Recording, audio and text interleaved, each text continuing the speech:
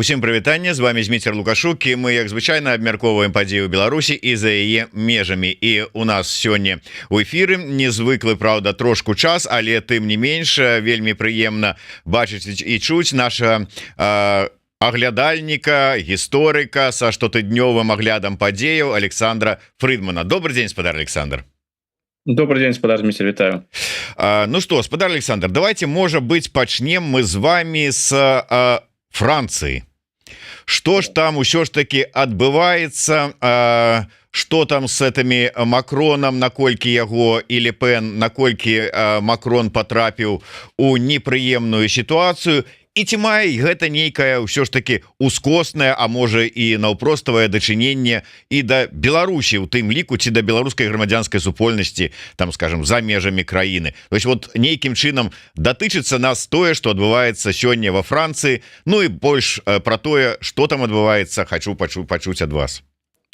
Ну, я бы, конечно, сказал, что так уже напрямую, конечно, не датычыцца, але ў такім глобальным кантэксце відавочна гаворка ж ідзе пра Еўропу, гаворка ідзе пра адну з ключавых краінаў Еўропы, акрамя таго пра краіну з ядзернай зброяй і краіну, якая зараз у дачыненні да дапамогі ўкраіне адыгрывае вельмі важную ролю. Так что тое, што зараз адбываецца ў Францыі, які будзе палітычны вектор развіцця гэтай краіны, ад гэтага ў Еўропе шмат што нас сапраўды залежыць.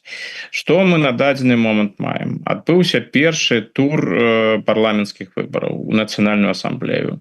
Была вельмі вялікая яўка, такая нават у пэўным сэнсе нечаканая, больш за 65%. Для Францыі гэта вельмі сур'ёзныя лічбы, асабліва на парламенцкіх выбарах. Там якраз такі з выбарчай дысцыплінай выглядае не ўсё так добра, як у той же Германії, куды большая яўка, а і ў Францыі таксама робіць там звычайна ёсць сур'ёзная розніца паміж прэзідэнцкімі выбарамі, паколькі гэта прэзідэнцкая рэспубліка, дык прэзідэнцкія выбары лічацца выбарамі галоўнымі, а парламенцкія, ну, яны, так бы мовіць, на другім месцы знаходзяцца. Гэта датэрміновыя выбары, яны не павінны былі адбывацца менавіта зараз, але прэзідэнт Макрон вырашыў пасля вынікаў, досыць трагічных вынікаў для ягонай уласнай палітычнай сілы на выбарах у Еўрапейскі парламент, ён вырашыў распусціць нацыянальную асамблею і вось правесці новыя выбары цягам вельмі кароткага часу. 3 тыдні фактычна ішла ўся падрыхтоўка да выбараў. Ну, і тое, што ён зрабіў, ну, выклікала неразуменне і ў Францыі самой, і па-за межамі Францыі. Вельмі рызыкоўная гульня. Відавочна, што Макрон імкнуўся аб'яднаць уласных прыхільнікаў, папрэзентаваць сябе як альтэрнатыву ультраправым і тым самым, ну, дасягнуць больш-менш добрага выніка. Відавочна, пасля першага туру, відавочна, што гэтага не адбылося. Так, партыя Макрона пацярпела паразу, прычым такую выразную паразу. Яна разам з саюзнікамі знаходзіцца на трэцім месцы. На другім месцы ідзе новы народны фронт, гэта аб'яднанне розных левых, экалагічных, зялёных партый. Ну, вельмі такая пёстрая коаліцыя, там амаль 9 партый, калі я не памыляюся, ў гэтай коаліцыі, і перамогу упэўненую атрымала нацыянальнае аб'яднанне на чале з Марин Ле Пен. То бок тое, што прадказвалі сацыёлагі, тое адбылося. Нічога надзвычайнага там не было. Але аналізуючы вынікі гэтых выбараў першага туру, тут вось што трэба улічваць. Французскія выбары, парламенцкія выбары ў Францыі не праходзяць па партыйным спісам. Так што вось тыя там 34%, якія атрымала партыя Ле Пен, гэта моцны вынік, але гэта ўсё умоўна. Вырашаецца ўсё ў канкрэтных акругах. І тут усё выглядае інакш. Мэтай Марин Ле Пен была абсалютная большасць.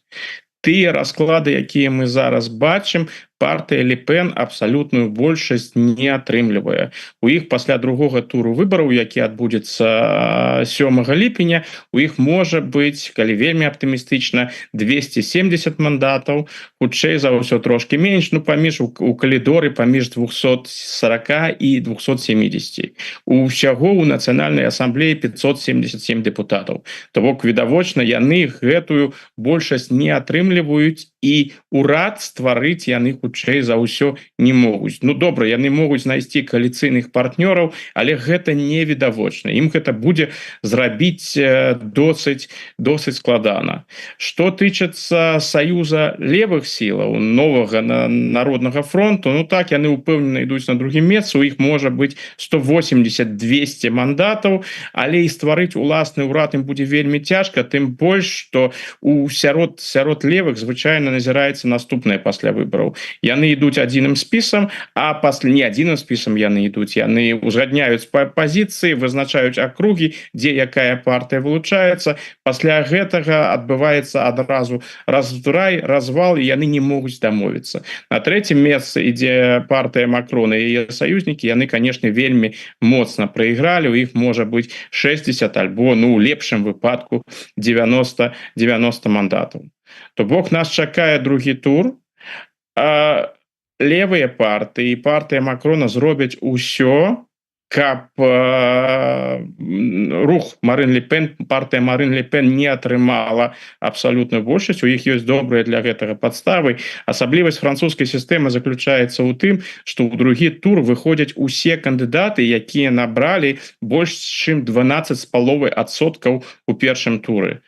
То бок у некаторых акругах будзе нават 4 кандыдаты 7 ліпеня, а ў значнай колькасці 3. І вось зараз ідуць пагадненні, абмеркаванні сярод кандыдатаў ад левых і кандыдатаў ад партыі Макрона. Калі, напрыклад, кандыдат ад партыі Макрона заняў 3-е месца, ён можа зняцца на карысць кандыдата ад левых, ну і тады у гэтага кандыдата ад левых будуць вельмі добрыя шансы перамагчы. То бок выглядае гэта зусім не так упэўнена для партыі Марин Ле Пен, чым гэта падаецца спачатку. Яны будуць прысутнічаць у наступным парламенце, яны будуць адыгрываць там вельмі сур'ёзную ролю, але змогуць яны прыйсці да ўлады, то бок сфармаваць урад, гэта пакуль невядома. Магчыма, Францыю у парламенцкім сэнсе ў бліжэйшы час чакае хаос і вельмі хаатычнае становішча можа быць, і не выключана, што ў наступным годзе Макрон будзе вымушаны, ён мае таксама гэта права ізноў распусціць парламент, абвесціць новыя выбары, бо гэты склад парламента там дамовіцца, дасягнуць нечага будзе досыць складана. То бок, калі падсумаваць,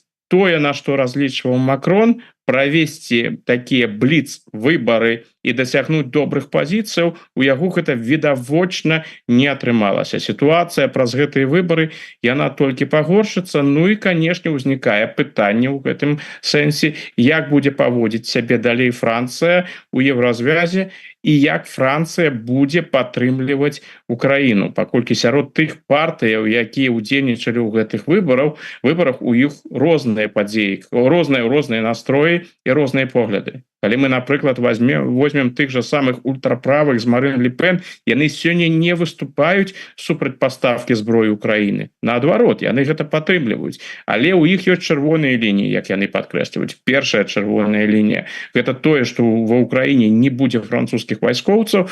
Другая, і гэта таксама адчувальна і важна для Украіны, яны выступаюць супраць пастаўкі дальнабойнай зброі Украіне. То бок з гэтым новым урадам, калі ён увогуле будзе, з урадам з ультраправых, ну тут будуць пэўныя складанасці. Знешнюю палітыку шмат у чым вызначае ў Францыі, канешне, прэзідэнт, але тым не менш. Калі у цябе такі ўрад, з ім нейкім чынам трэба супрацоўнічаць, ісці на кампраміс.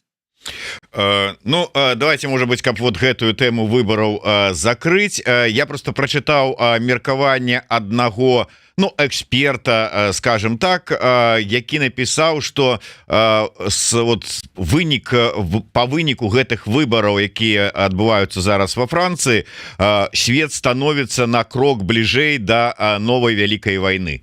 Як вы да гэтага вот ставіцеся? Я б гэта не сказаў. Хутчэй за ўсё, з такімі выбарамі, з такімі вынікамі Францыя набліжаецца да вайны, менавіта да вайны грамадзянскай.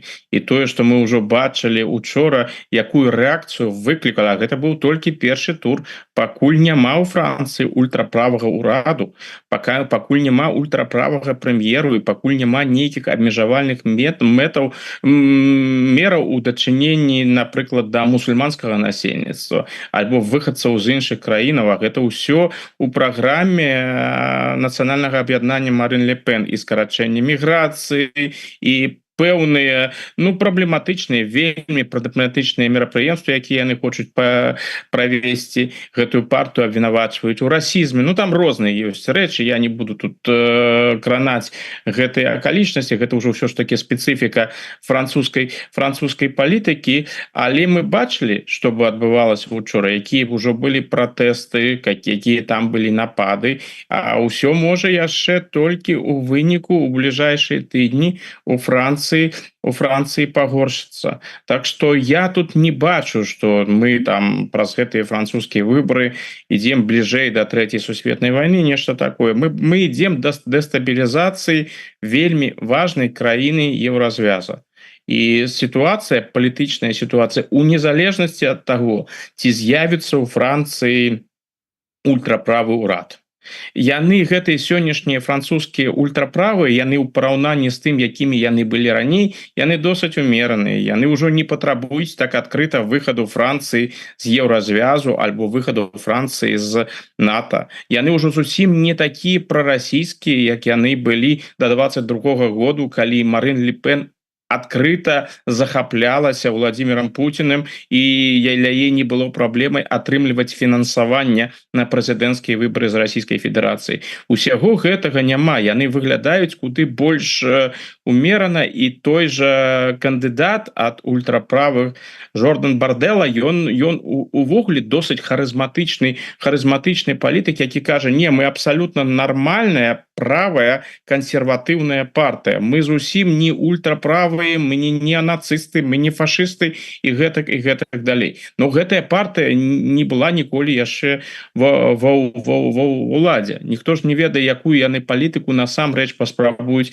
правесці. Існуе нас, напрыклад, таксама погляд, і ён у цэлым слушны, што магчыма Макрон ідзе зараз, пайшоў на гэтае абвастрэнне не таму, што там нейкія эмоцыі яго апанавалі, а што там быў сур'ёзны разлік на тое, што партыя Ле Пен сапраўды пераможа на гэтых выбарах, яны здолеюць сфармаваць урад, і вось як урад, ужо знаходзячыся у выканаўчай уладзе, яны не змогуць проста выканаць свае намеры, выканаць тое, што яны абяцалі.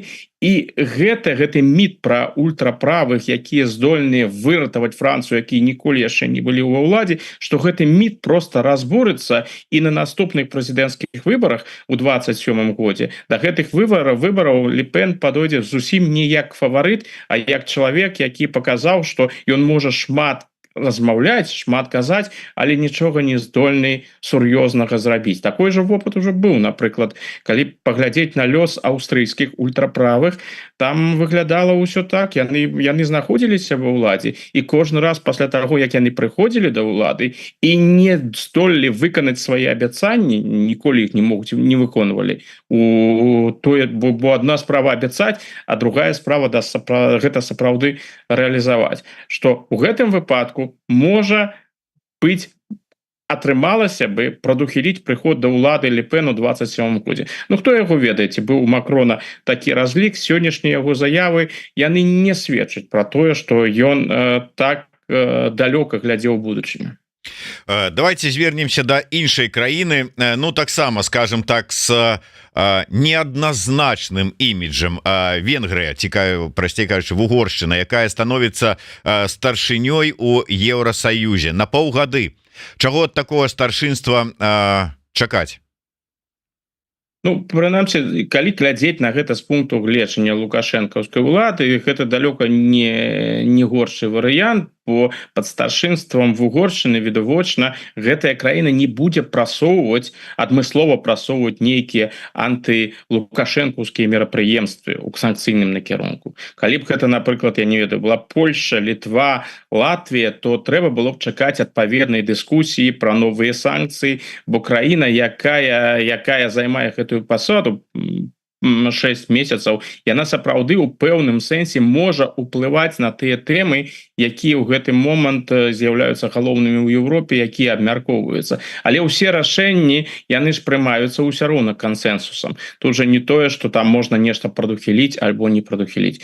Таму я думаю, нічога радыкальна, калі не будзе нейкіх форс-мажораў, а гэта значыць, што Беларусь не уступіць актыўна ў вайну з выкарыстаннем беларускай арміі на тэрыторыі Украіны альбо з выкарыстаннем тэрыторыі Беларусі для баявых дзеянняў супраць Украіны, альбо не абвастрыцца яшчэ больш міграцыйны крызіс, то бок не паўтарыцца гісторыя 21 году, хаця б міграцыйны крызіс не выйдзе на ўзровень 21 году, тады нейкіх новых санкцыяў я б тут не чакаў у бліжэйшыя 6 месяцаў. То бок, што новы пакет санкцыяў ён прыняты, ён жа быў прыняты яшчэ да таго, як Венгрыя, Угоршчына ўстала на чале еўразвяза. І калі нават паглядзець на гэты апошні пакет санкцый, як ішло абмеркаванне, дык гэта не Будапешт быў, які імкнуўся там нешта заблакаваць і казаў, не трэба ставіць сённяшнюю Беларусь на адзін узровень з агрэсарам Расійскай Федэрацыі. Не, гэта рабілі Францыя і Германія, і рабілі яны выразна з уласных эканамічных інтарэсаў, бо гэтыя краіны жадаюць пастаўляць і надалей свае аўтамабілі у Россию фактычна праз Беларусь, і яны жадаюць там розныя люксусныя тавары, перш за ўсё Францыя, і надалей пастаўляць праз Беларусь у Россию. Таму гэта яны імкнуліся гэты пакет зрабіць больш лагодным і больш прымальным. А што тычыцца Будапешта, дык ён у дыскусію асабліва не ўмешваўся. Так што тут я нічога прарыўнага не чакаю для беларускіх уладаў, і таксама не чакаю нейкіх зменаў у горшым накірунку для беларускай грамадзянскай супольнасці, якая знаходзіцца за межамі. Гэтыя 6 месяцаў яны пройдуць, і будзе еўразвязам кіраваць фармальна іншая краіна. Дарэчы, вернемся да Францыі, але з беларускага ракурсу. Латушка сказаў пра тое, што вось у новапрызначанага міністра замежных спраў Рыжанкова, нібыта ён таксама быў прысутным ці браў удзел у нейкіх вось таких непублічных, назовем гэта так, перамовах рэжыма з Францыяй, с прадстаўнікамі французскага МЗС, здаецца, і гэтак далей. Ну і вось зараз яго паставілі з прыцэлам, што ён будзе працягваць курыраваць гэтыя перамовы там ці кантакты з Францыяй. Ці сапраўды можна казаць пра тое, што рэжым разлічвае рукамі Францыі перагарнуць разам, так как бы давесці до того, каб Еўропа пагадзілася перагарнуць старонку? Не думаю. Па-першае, калі сапраўды гэтыя перамовы яны ішлі, а чаго дасягнуў Рыжанкоў? Што там асабліва такое, што там асабліва адбылося такое на французскім накірунку? Тое, што як Францыя паводзіла сябе ў дачыненні да вось гэтага пакета санкцый, тут абсалютна выразная французская логіка. Яны што казалі? Нельга ставіць Беларусь на адзін узровень з Расійскай Федэрацыяй, бо Беларусь гэта саагрэсар, а Расія гэта агрэсар. Актыўнага удзелу ў вайне Беларусь не прымае. Таму гэта несправядліва. Вось такая была рыторыка. Санкцыі уводзіць тыя ж санкцыі, якія вводзяцца і супраць Расійскай Федэрацыі. Але на самой справе, калі мы гэтую рыторыку адкінем і пабачым, што там за санкцыйныя былі пакеты, якія інтарэсы Францыі яны існуюць, гэта відавочна. Расія гэта вельмі важны рынок для розных прадметаў раскошы, якія ідуць з Францыі, люксусныя тавары. Прадаваць іх напрамую ў Расію цяжка. Гэта ідзе ўсё праз Беларусь, у выніку аказваецца ў Расіі. Страчваць гэты рынок французскія вытворцы відавочна не жадаюць. Таму і Францыя імкнулася разам з Германіяй блакаваць гэтую частку санкцыйнага пакета. Калі ж паглядзець на французскую рэчаіснасць, што там зараз будзе ў бліжэйшыя часы, там будуць сур'ёзныя праблемы з фармаваннем ураду, там увогуле не зразумела, як будзе выглядаць французскі ўрад бліжэйшым часам, хто будзе наступным кіраўніком французскага МЗС і іншае. У такіх умовах я думаю, што беларускае пытанне, ўсё звязанае з Беларусю, будзе адыгрываць для Францыі выключна маргінальную ролю. Там нейкіх сур'ёзных зрухаў я тут не чакаю. І больш таго, калі ўзяць прызначэнне Рыжанкова і параўнаць яго прафесійныя якасць на заходнім напрамку, падкрэслю, на заходнім напрамку з Алейнікам, ну дык Алейнік выглядае больш упэўненым і вопытным дыпламатам. Так што калі тут у Алейніка на заходнім накірунку асабліва нічога не атрымалася за ўвесь той час, які ён знаходзіўся на пасадзе, не думаю, што тут можна нейкіх сур'ёзных зрухаў чакаць ад Рыжанкова. Дарэчы, вось цікавае пытанне ад гледача ці гледачкі пад нікам Бонд. Ну просто я ведаю Ганну Бонд, напрыклад, таму я і кажу, што можа это гледачка. Што спадар Фрыдман думае пра замену вярхоўнага камісара па замежных справах? Кая Калас будзе дапамагаць беларусам? Кая Калас, важнасць гэтай замены ў тым, што Кая Калас гэта чалавек, які паходзіць з усходнееўрапейскага рэгіёну, назовем гэта так, з паўночна-ўсходнееўрапейскага рэгіёна, з краіны, якая мяжуе з Расійскай Федэрацыяй, з чалавек, які добра ведае, што такое Расія, што такое дыктатарскія рэжымы на постсавецкай прасторы, у тым ліку, зразумела, і рэжым Лукашэнкі, якая дакладна разумее, што адбываецца ва ўкраіне, у яе ёсць адпаведныя вельмі важныя на гэты момант кампетэнцыі. І чалавек, які разумее, я думаю, будзе праводзіць і адпаведную палітыку. Так што ўсе ўсходнееўрапейскія тэмы, у тым ліку і беларуская тэма, яны будуць, як мне падаецца, у поле увагі Каі Калас. Іншая, канешне, справа, што яна на гэтай пасадзе можа дасягнуць. Так, гэта чалавек, які фактычна ўзначальвае еўрапейскую дыпламатыю, але шмат якія пытанні ўсё ж таки прымаюцца ж не на еўрапейскім узроўні, а нацыянальным узроўні. Але думаю, што пэўныя акцэнты яна зробіць, і з пункту гледжання беларускага, з пункту гледжання украінскага, гэта выдатнае прызначэнне. І яшчэ вельмі важны момант, што еўразвяз ідзе на гэтае прызначэнне, дакладна ведаючы, што камунікацыя паміж Калас і Расіяй, паміж Калас і Лавровым, напрыклад, немагчымая, бо Калас абвешчана ў Расійскай Федэрацыі у вышук. То бок это не той палітык, з якім Расія магла б сёння размаўляць і жадала б размаўляць. І ведаючы, што магчыма нейкія камунікацыю з Расіяй трэба будзе наладжваць, яны ідуць адмыслова на прызначэнне гэтага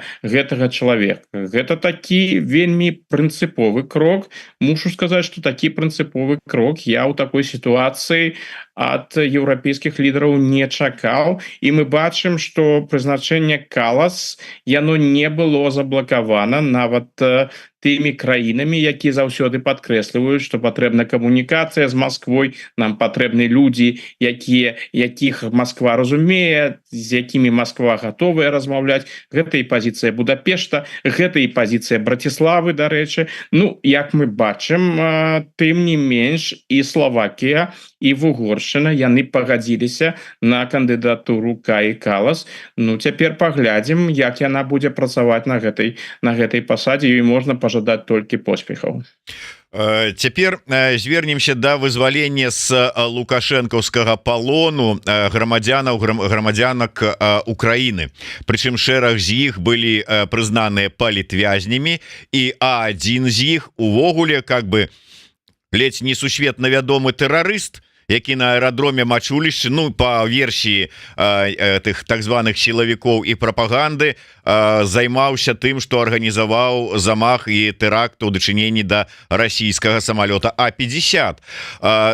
Пісалі пра тое, ну, прынамсі, прэзідэнт Зеленскі агучваў свае падзякі у тым, што паспрыялі гэтаму вызваленню і Ватыкан, і, калі я не памыляюся, Аб'яднаныя Арабскія Эміраты. Што гэта? вот як вы асабіста ацэньваеце ўсю гэтую сітуацыю, калі атрымалася не просто грамадзянак Украіны выцягнуць з лукашэнкаўскага палона, а прычым палітвязняў, ну то есть тых людзей, якія былі прызнаныя палітвязнямі, што ўжо адметна, і вось гэтага так званага тэрарыста Швейца. Ситуация там насамрэч вельмі таямнічая, і пакуль інфармацыя, якую мы маем, яна вельмі фрагментарная. Ну калі вось першая інфармацыя прыйшла і была падкрэслена роля Ватыкана, то у мяне была такая гіпотэза, што хутчэй за ўсё гэта сапраўды галоўную ролю адыграў Ватыкан, і гэтае рашэнне беларускіх уладаў перадаць і Швейца і астатніх, гэта такі свайго кшталту рэверанс перад Ватыканам. Тым больш, што вось мы ведаем, што апостальскі нунцый Антыёзіч, які прадстаўляў Ватыкан у Беларусі, ён з Беларусі з'язджае, то бок яго місія скончана, у яго былі досыць, я б сказаў бы так, канструктыўныя адносіны з беларускімі ўладамі, ён і сустракаўся з Алейнікам, і відавочна, што беларускія ўлады і Лукашенко, і ад імя Лукашэнкі Алейнікі, яны ж таксама паказвалі, што яны зацікаўлены у адносінах з Ватыканам, у добрых адносінах з Ватыканам, і хацелі іх палепшыць, і напэўна жадалі, напэўна зыходзілі з таго, што з дапамогай Ватыкана можна палепшыць стасункі і увогуле з Захадам. То бок моя першая версія была менавіта такая, што паколькі Ватыкан падключыўся, і поспехі Ватыкана, міратворчыя поспехі Ватыкана, яны на дадзены момант невялікія, калі мы там паглядзім, куды часцей узгадваецца Саудаўская Аравія, Турцыя альбо Аб'яднаныя Арабскія Эміраты. Каб Ватыкан, які актыўна хацеў бы выступаць у якасці пасярэдніка, чагосьці дасягнуў, пакуль гэтага асабліва не было. І у мяне ўзнікла такое ўражанне, магчыма, сапраўды беларускія ўлады вырашылі палепшыць яшчэ больш стасункі з Ватыканам, зрабіць такі крок насустрач Ватыкану, і таму вызвалілі гэтых 5 чалавек. Але потым ж прыйшла ўсё новая і новая інфармацыя, і высветлілася, што вось гэтыя 5 чалавек, у тым ліку і Швец, яны былі толькі часткай той групы, якая вярнулася ў Украіну. Калі я не памыляюся, там было 10 чалавек у выніку, і украінцы, гэта вядома з расійскіх крыніцаў, яны таксама кагосьці перадалі расійскаму боку. Калі вось разглядаць гэта ў такім кантэксце, то тут ужо роля беларускіх уладаў выглядае трошкі інакш. Магчыма, сапраўды гэта былі прамыя перамовы паміж Масквой і Кіевам пры пасрэдніцтве Аб'яднаных Арабскіх Эміратаў і таксама пры пасрэдніцтве Ватыкана, а Лукашэнку прыйшлося зрабіць тое, аб чым дамовіліся Масква і Кіев. То есть фактычна, я выбачаюся, можа быць, Кіев унёс у спіс тых, каго яны просяць на абмен палоннымі людзей, якія утрымліваліся ў лукашэнкаўскім рэжымам, і Лукашэнку просто поставілі перад фактам з Масквы: мы тут дамовіліся, давай гэтых людзей сюды. Нешта ў такім накірунку, можа не настолькі альтэрнатыўна, і сказалі яму: вось глядзі, яны там жадаюць тых людзей, якія знаходзяцца у Беларусі, мы на гэта згодныя, нам трэба атрымаць тых, каго гатовыя вярнуць Украіна, і гэта добра ў кантэксце з Эміратамі і з Ватыканам, так што зрабі гэта і ўсё. Калі Масква сапраўды ад Лукашэнкі вось яму так давяла да яго, што яму тут асабліва засталося. Ускосна на карысць гэтай версіі гаворыць і рэакцыя беларускіх уладаў. Хутчэй, не столькі тая рэакцыя, а адсутнасць гэтай рэакцыі. Гэта адбылося. Відавочна, мы ж бачылі, Служба бяспекі Украіны прадэманстравала відэа. Там бачна, там прывозяць на мяжу з беларускага боку гэтых 5 чалавек, яны ідуць на украінскі бок, і відно, што ніхто з украінскага боку не вяртаецца ў Беларусь. То бок у Беларусь нікога, відавочна, за гэта не атрымала. Вось. І тое, што беларускія ўлады не рэагуюць на гэтую тэму, што там няма нейкіх сур'ёзных каментарыяў, што яны жадаюць гэтую тэму, як мага хутчэй пакінуць па-за ўвагай, каб яна не ўсплывала. Гэта сведчыць хутчэй пра тое, на дадзены момант у мяне такое ўражанне склалася, што беларускім уладам тут няма чым ганарыцца, бо я магу сябе ўявіць, што Лукашенко разлічваў атрымаць за таго швейца куды больше, калі мы паглядзім усю гэтую прапагандысцкую аперацыю вакол швейца. Вось спачатку тое, што ён звяртаўся асабіста да Зяленскага, каб Зяленскі яго выратаваў, каб яны яго не кінулі. Потым той фільм канала ОНТ, які яны знялі і паказвалі, які яны, дарэчы, вось у мінулым месяцы ізноў трошки актуалізавалі у сваёй прапагандзе. Ну, не выглядала гэта ўсё так, што Лукашенко просто так бы гэтых людзей аддаў і нічога не атрымаў узамен. Ну, а пакуль з адкрытых крыніцаў тое, што мы маем, выглядае так, што Лукашенко насамрэч нічога за гэта не атрымаў. Ну, можа, атрымае падзяку Ватыкана. Падзяка Ватыкана таксама не самая дрэнная рэч, але думаю, што разлічваў на іншае. Можа, з'явіцца новая інфармацыя. Я, шчыра кажучы, разлічваю на тое, што праз пэўны час гэтыя людзі, якія вярнуліся з Беларусі, што яны будуць размаўляць, што яны паведамяць нейкія акалічнасці. Гэта бывае сапраўды ва ўкраіне так, што людзі вяртаюцца з палона і праз пэўны час, асабліва ў заходніх медыа, з'яўляюцца альбо інтэрв'ю з імі, альбо інфармацыя пра іх, дадатковая інфармацыя. Так што можам мы яшчэ нешта пра гэтую гісторыю дадатковай даведаемся. Ну вось, а дарэчы, цікавы момант, вы ўзгадалі пра тое, што ніяк рэжым, прадстаўнікі рэжыма не адрэагавалі на гэтую сітуацыю. Ну, як яны, можа быць, Лукашенко любитель же ж, конечно, паехаць на чарговы кароўнік з праверкай, і там сярод кароў, можа, чыстых, можа, не вельмі, але заявіць што-нибудь чарговы раз пра глобальныя міжнародныя праблемы, да якіх ён датычны, і можа пракаментаваць. Але тут але прапаганда. Мы памятаем, калі вот раскручивали тэму швейца, як прайшліся ўсе, что до вас тут кинули, да не СБУ, не Зеленский, не Украина цалкам, вами усімі тут не цікавіцца, і асабліва вось гэтым агентам, якога скарысталі і кинули. Прайшліся ўсе, ну, гнілы рот Азаронка не будем узгадывать, але і Тур там ёрнічаў, і гладкая, галоўны военны і это самое, аналітык прайшлася, і Гігін, і все там ай-яй-яй, нікому вы не патрэбныя. Зараз маўчаць. Што гэта как бы вот тыкнули прапаганду вот так вот носом у іх жа лайно ці што? Дарэчы, я вось зараз, пакуль вы гаварылі, паглядзеў праз Google, былі ж затрыманні ва ўкраіне і там розных шпіёнаў, агентаў і гэтак далей беларускіх. Что-то я не чую нічога пра абмены, і что-то я не чую пра тое слово пра тое, что там Беларусь сваіх не кідае, мы тут за іх змагаемся, яны тут вернуцца, мы тут іх выкупім, выменяем і гэтак далей. Що з гэтым вот тут вот, как тут эту прапаганду можна ацэньваць? Там сапраўды, я шчыра кажучы, запамятаваў імя двух братоў, якія знаходзяцца пад арыштам, два украінцы беларускага паходжання, відавочна, наколькі я разумею, прарасійскія актывісты, яны знаходзяцца ў Кіеве пад арыштам, і гэта тэма, яна раз по раз яна ўсплывае ў беларускай дзяржаўнай прапагандзе, там патрабаванні вызвалення і іншае.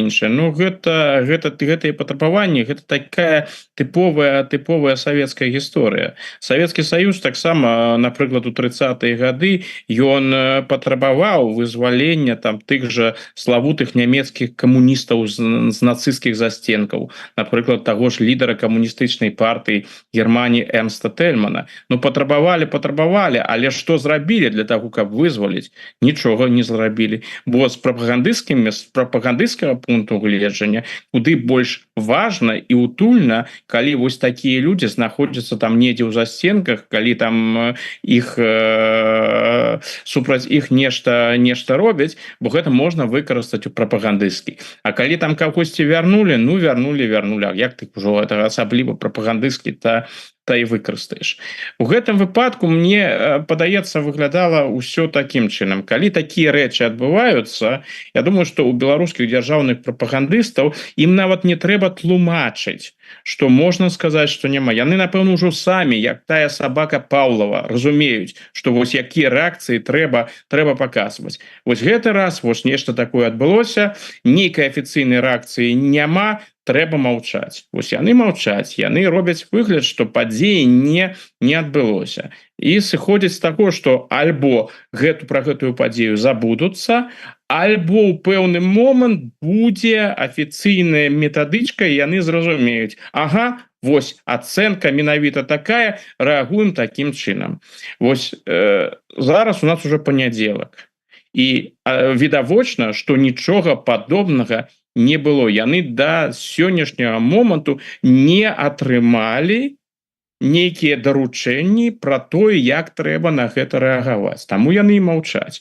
Тут яшчэ ёсць цікавы насамрэч момант. Гэта ўсё адбылося у пятніцу. Я думаю, гэта таксама адыграла адпаведную ролю, прынамсі з беларускага боку, бо калі падзея адбываецца ў пятніцу ўвечары, потым ідзе субота, потым ідзе нядзеля, і паступова пра падзею забываюцца. Вось калі нават паглядзець на беларускі кантэкст, сапраўды у незалежных медыа тэма Швеца, яна ў пятніцу прысутнічала, яна ў суботу прысутнічала, а ў нядзелю ўжо яе было куды менш. А потым былі ў нядзелю гэтыя скандальныя заявы кіраўніка беларускага генштабу Муравейкі, і мне нават склалася ўражанне, што вось ужо гэты Муравейку і яго выказванні абмяркоўваюцца куды больш інтэнсіўна, чым, напрыклад, справу Швяца.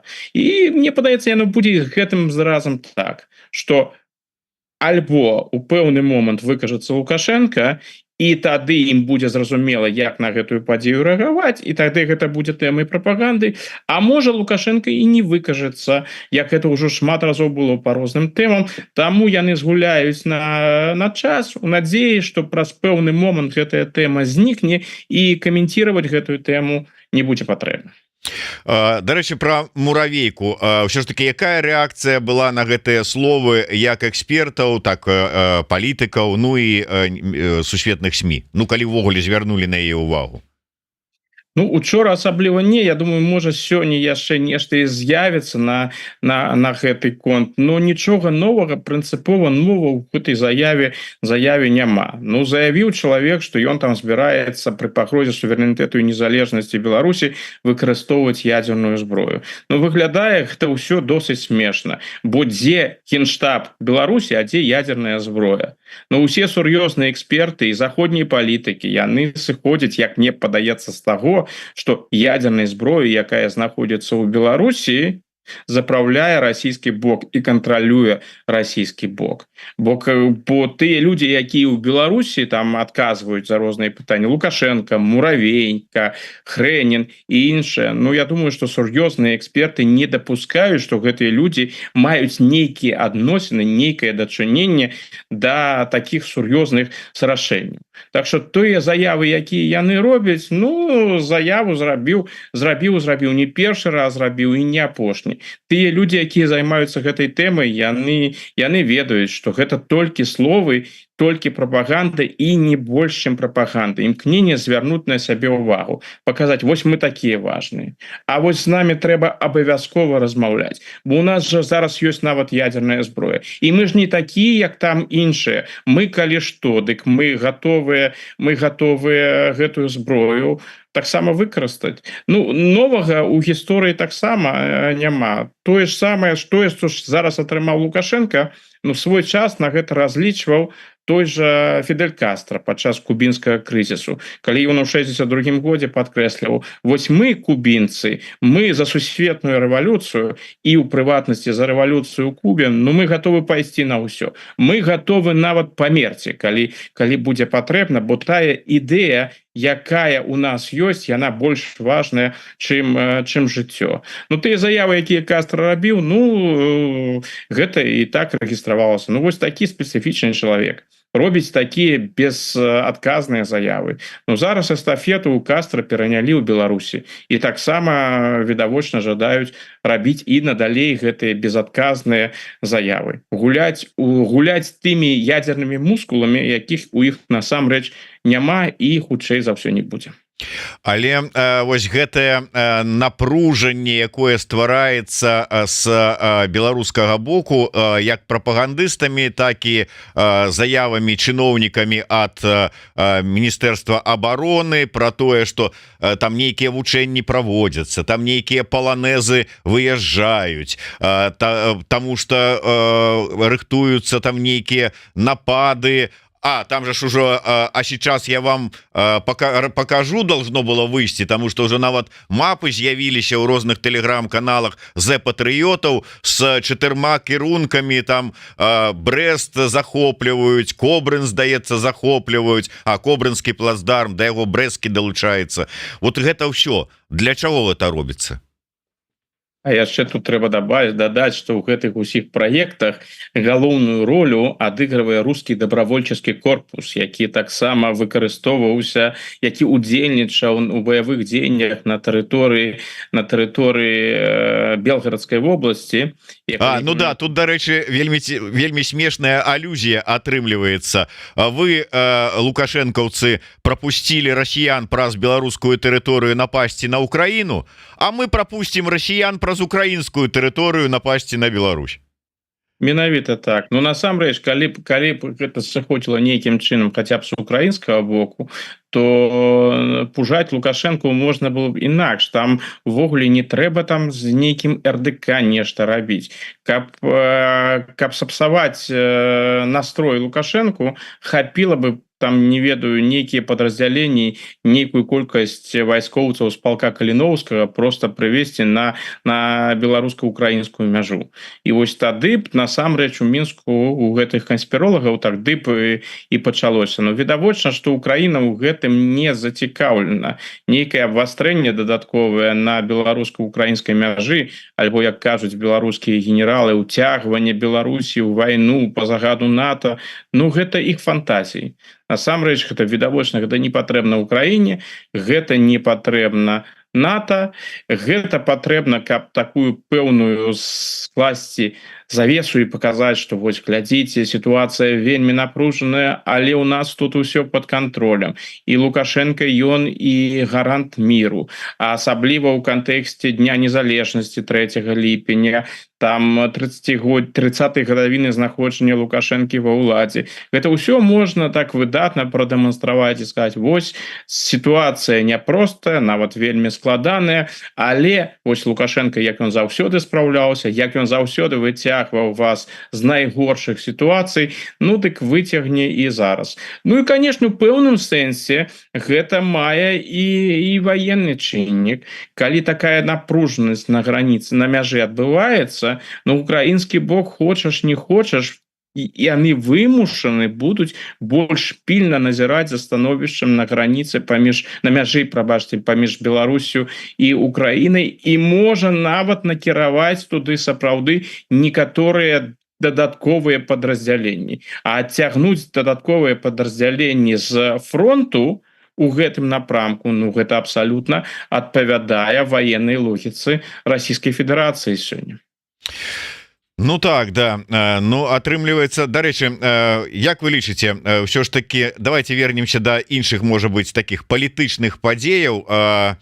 Выступала Эйсмонт днямі і заявила, что оказывается яшчэ рашэнне удзельнічаць Лукашенко у выборах наступных так званых прэзідэнцкіх не прынятае канчатковае. Мы ўсе, сказала Эйсмонт, вся команда тут чакаем, вот каб ён агучыў сваё рашэнне, вот вельмі спадзяемся, что яно будзе станоўчае. Вот вы сапраўды допускаеце думку, что там яшчэ нешта вагаецца? Думаю, что не. Я допускаю, что Эйсман імкнецца казаць менавіта тое, што павінна спадабацца Лукашенку. Но пэўная логіка таксама яна прысутнічае. У 2020 годзе Лукашенко адкрыта ж не казаў пра тое, што вось гэты тэрмін на прэзідэнцкай пасадзе, якім ён зараз знаходзіць, што ён будзе апошнім. Так ён адкрыта не казаў, ён заўсёды падкрэсліваў, у вас будзе іншы прэзідэнт і іншае. Там ужо былі інтэрпрэтацыі. І была ў тым жа 20-м годзе, 21-м годзе такая інтэрпрэтацыя. Ну, напэўна, що Лукашенко там нейкім транзітам будзе займацца зараз вось гэты тэрмін, і ён сапраўды будзе апошнім, і ён сыце.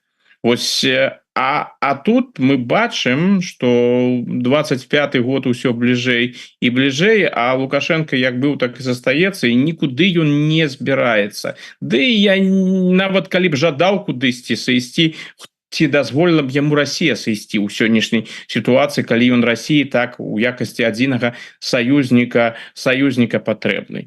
Калі ты рыхтуеш кампанію ў 25-м годзе, на якой Лукашенко павінен перамагчы, ну, нават па беларускім меркам з фантастычным вынікам, а я думаю, что там будзе нейкі вынік 90+, тут Лукашенку трэба нейкім чынам перабіць путінскі вынік 87%. Ну ты ж не будзеш перабіваць 87%, атрымліваючы 88. Тут трэба ўжо 90, а можа нават і замахнуцца на вынік сябра Ільхама і там пайсці з Азербайджану, пайсці там на 93, на 94. Ну а калі такі вынік трэба ўжо дасягнуць, то патрэбен адпаведны антураж, что Лукашенко ён можа уже бы і сышоў, что ён тог наеўся, як яму ж падабаецца гэта казаць, наеўся гэтага прэзідэнцтва. Ну на каго ж ён можа пакінуць краіну? Краіна без яго ніяк. І вось тут прыходзіць Эйсмонт і атачэнні кажуць, что мы настойваем, мы павінны Лукашенко папрасіць, каб Лукашенко ён яшчэ спусціўся з нябёсаў, так бы мовіць, дзеля нас і сказал: ну добра,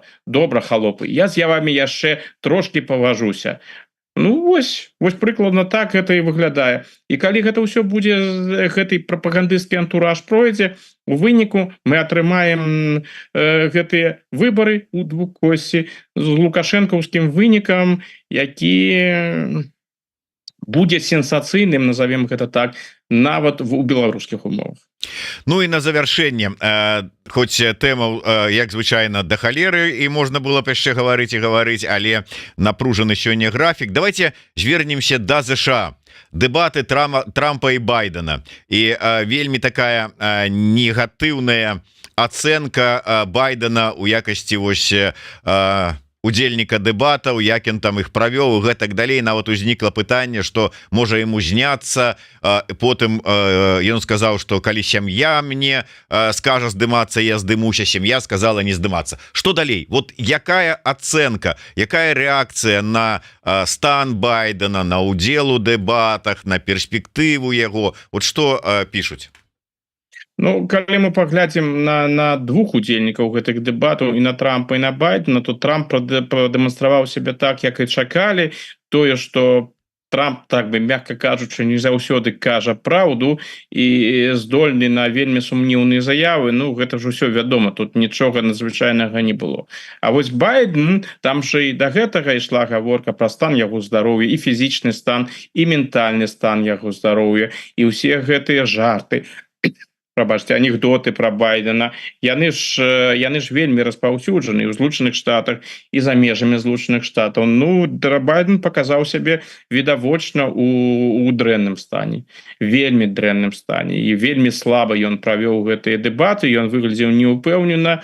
Ну і было бачна, што узрост, у якім ён знаходзіцца, ён адчувальны, ён бачны. А калі глядзець на перспектыву, што ён у якасці прэзідэнта будзе заходзіцца на сваёй пасадзе яшчэ 4 гады, ці ён зможа вытрымаць гэтыя гады, і як ён іх будзе праводзіць, гэта ўсё тыя пытанні, якія ў гэтым кантэксце ўзніклі. І сапраўды у асяродку прыхільнікаў Байдена і ў асяродку праціўнікаў Трампа пераважна. А тут калі паглядзець нават на Еўропу, у Еўропе ўсё досыць відавочна, асабліва ў заходняй Еўропе. Той варыянт, пры якім Трамп прыходзіць да ўлады, гэта разглядаецца ў заходняй Еўропе як відавочная катастрофа.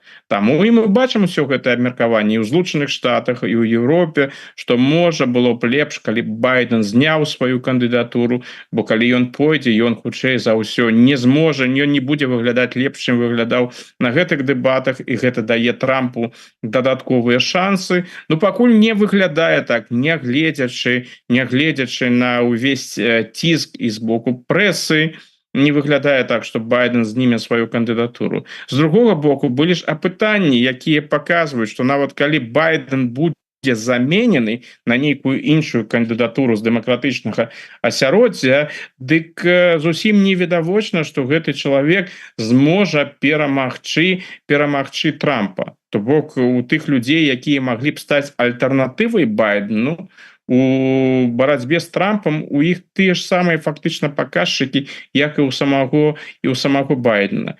Думаю, што ўсё бліжэйшым часам будзе круціцца вакол гэтай тэмы. Можа быць, што будзе нейкі форс-мажор, што там стан здароўя Байдена сапраўды пагоршыцца, і ён будзе прэзентаваць сябе яшчэ горш, і тады гэтае пытанне яшчэ ўзмоцнена будзе на павестцы дня. Але бліжэйшыя тут тыдні яно нікуды не знікне, і на жаль тыя падзеі, якія ў Злучаных Штатах, гэта хутчэй не абмеркаванне нейкіх там палітычных падзеяў, накірункаў, гэта хутчэй будзе гаворкай і размовай пра стан здароўя абодвух прэзідэнтаў на плане прэзідэнта. Так, высветлілася, што ў нас тут пару хвілінаў дадатковых яшчэ ёсць. Наступны госць трошки затрымліваецца, таму я б хацеў ваше меркаванне наконт сітуацыі на мяжы Беларусі і Польшчы яшчэ. Вось міграцыйны крызіс. Раптам вот до гэтага часу ні памежны камітэт, ні там нейкія іншыя структуры гэтых мігрантаў не заўважалі. Ходзяць сабе там і ходзяць, это не наши праблемы. І раптам апошнімі днямі, асабліва пасля візіта Дуды ў Кітай, яны там, нейкая міліцыя затрымалі нейкіх нелегальных мігрантаў і высылаюць іх там чалавек 40 ці колькі там адбылося, і зараз нібыта ўсё змяншаецца колькасць і гэтак далей. То есть вот такое адчуванне, што хочуць яны неяк сітуацыю на мяжы з мігрантамі разруліць. Ці сапраўды так, і вот ці атрымаецца гэта зрабіць? Думаю, што яны будуць спрабаваць вось гэтыя зрухі дэманстраваць, асабліва паказваючы і Кітаю, і паказваючы заходняму боку, паказваючы Польшчы, што вось мы гатовыя прымаць адпаведныя крокі. Мы робім усё, што ў нашых сілах. Тут жа праблема з нелегальнай міграцыяй на мяжы не ў тым, што хтосьці ахоўвае мяжу ці не ахоўвае. Тут жа пытанне не ў Лукашенко. Лукашенко на дадзены момант ён не зацікаўлены ў тым, каб зачынілася мяжа. Ён не зацікаўлены ў тым, каб там узніклі дадатковыя праблемы. Але тыя, хто назіраюць за гэтым міграцыйным крызісам, займаюцца аналізам гэтага крызіса, там ведаюць статыстыку, тут же відавочна, што за гэтым крызісам стаіць не Лукашенко. За гэтым крызісам стаіць Расійская Федэрацыя. Гэта расійскі праект. Большасць людзей, якія пераходзяць гэтую мяжу, яны прылятаюць спачатку ў Расійскую Федэрацыю з расійскімі візамі, а ўжо потым накіроўваюцца ў Беларусі і ідуць далей. Расійская Федэрацыя актыўна удзельнічае ў гэтым праекце, хутчэй за ўсім гэтым праектам кіруе. Так што тут у Лукашэнкі магчымасцяў няшмат. Ён можа звярнуцца да Расійскай Федэрацыі і сказаць: вось бачыце, якая сур'ёзная, напружаная, праблематычная сітуацыя. Яны тут гатовыя зачыніць мяжу. І нават кітайцы пацвярджаюць тое, што яны гатовыя зачыніць мяжу. І што тут рабіць? Мы ж не жадаем, я не жадаю, каб зачынілася мяжа. Можа мы гэты міграцыйны крызіс не будзем выходзіць на новы ўзровень. Хай будзем дзейнічаць больш павольна. Не будзем ісці на абвастрэнне. Вось гэта тое, што можа зрабіць Лукашенко. А ці згодзіцца на гэта Расія, гэта ўжо іншае пытанне. Зараз ён імкнецца прадэманстраваць зрухі і паказаць: так, я зразумел, што вы ад мяне чакаеце, раблю ўсё, што магу, раблю ўсё, што я здатны рабіць. Я думаю, што польскі бок гэта мала зацікавіць, што нават калі Лукашенко з аднаго боку будзе кагосьці там лавіць, і адначасова колькасць нелегальных мігрантаў праз мяжу будзе павялічвацца, у Польшчы не застанецца іншага выйсця, каб перайсці ад пагрозаў да рэальных справаў. А гэта значыць зачыніць мяжу. Ну так, да, і судзячы па ўсім, кіраўніцтва Польшы сур'ёзна рашучана настроена, калі не будзе зменаў, то так і зробяць. Ну таму што прынамсі раз сказалі, то они зрабілі, то гэта будзе удар по іх палітычным іміджы, што нікому не трэба. Дзякуй вялікі, спадар Александр. Удалага дня, до наступнай сустрэчы. Слухайте, глядзіце ўсе нас, подписывайтесь на телеграм-канал Александра Фридмана, не забывайте подписываться на YouTube канал Еврорадио, калі для вас гэта бяспечна. Расширвайте, пакидайте свои каментары, націскайте на звоночек. Ну самі ведаеце, што рабіць дарослыя людзі. Дзякуй вялікі, спадар Александр. Жыве Беларусь. Жыве.